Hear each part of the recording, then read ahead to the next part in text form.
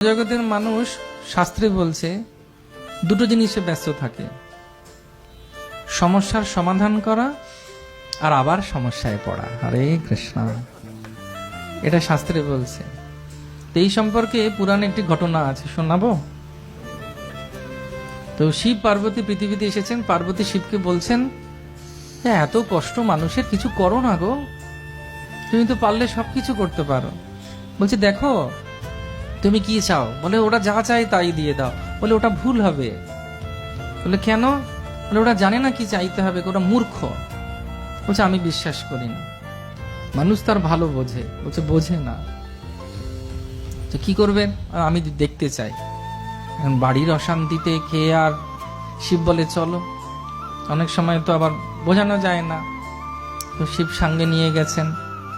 সামনে গিয়ে পৃথিবীতে যখন পৌঁছেছেন, দেখছেন একজন বৃদ্ধা আর ওনার একটা ছেলে আছে।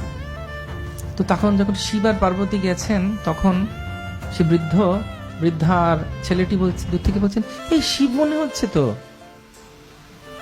এই সেই বেনারসের বা পুরীতে সাজা শিব নয়, সত্যিকারের শিব। তখন ভদ্রমহিলা বৃদ্ধা এসে বলছেন, আপনি শিব না? যে হ্যাঁ, আমি শিব। যে বাবা, অনেক তপস্যা করেছি, তোমার দর্শন পেলাম, আমাকে বরদান দেবে? তখন পার্বতীকে শিব বলছেন, শোনো কি চায়? তখন বলছে যে হ্যাঁ, বরদান দেবো, একটা নাও, কি চাই? বলছে, আমাকে পরমা সুন্দরী করে দাও, যাতে আমি রাজার কোলে বসতে পারি। তো 16 বছরের ষোড়শী পরমা সুন্দরী করে দিয়েছে। রাজা পালকি করে যাচ্ছিল, রাজার কোলে বসিয়ে নিয়েছে রাজা। আমার কাছে কিন্তু এরকম বরটর কিছু পাবার কোনো ব্যাপার নেই, ঠিক আছে?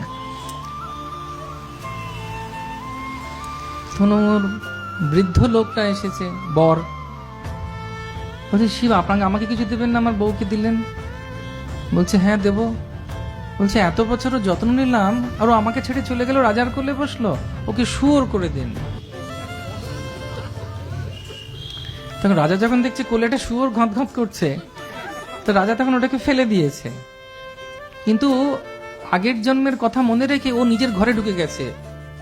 ওই শুয়োরটি যখন ঢুকে গেছে, তখন ওখানে গিয়ে বসে গেছে। তখন ছেলে এসেছে, ছেলে বলছে, আপনি বাবাকে দিলেন না বর, মাকে দিলেন বর, আমাকে দেবেন না? বলছে, হ্যাঁ দেব। তখন বলছে, আমার মাকে আগের মতোই বুড়ি করে দিন। বুঝে গেছে? ঘুরে ফিরে সেই পুনঃ মুশিক হলো। তো বক্তব্য হচ্ছে, যে একই জিনিস এইখানে হচ্ছে। এত পাণ্ডিত্য, এত ধন, এত সমৃদ্ধি, এত কিছু আছে, কিন্তু আসল জিনিসটা নেই। রাম আর কৃষ্ণকে কেউ ভালোবাসছে না, কৃষ্ণ নাম কেউ করছে না।